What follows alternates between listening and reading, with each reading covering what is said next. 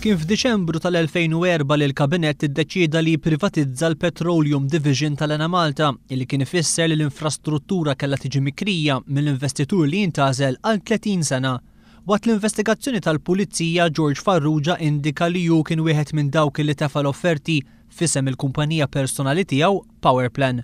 Quddiem il-Maġistrat Xavier Demicoli, l-Ispettur Angelo Gaffa qal li Farrugia semma lil Raymond Ferris bħala l-persuna inkarigata mill-privatizzazzjoni. Jirriżulta li Ferris kien mar fl-uffiċċju ta' Farrugia f'Ħal Qormi u qallu li seta' jgħinu dwar l-offerta tiegħu billi jeżerċita influwenza fuq il-membri tal-bord tal-aġġudikazzjoni. Skont Farrugia, Ferris talbu 40,000 euro u 4 rigali sbieħ tal-fidda biex jaddihom lill-membri tal-bord tal-aġġudikazzjoni. Farrugia qal lill-Pulizija li mar jixtri 4 rigali tal-fidda mingħand Azzopardi Jewellers li swewh madwar 2,000 euro l-wieħed. Meta Ferris kien interrogat huwa ċaħat l-involviment tiegħu, iżda aktar tard ikkonferma li kien irċieva 3 rigali mingħand George Farrugia u kien qal li kien biddilhom ma' trej tal-fidda għand Azzopardi Jewellers.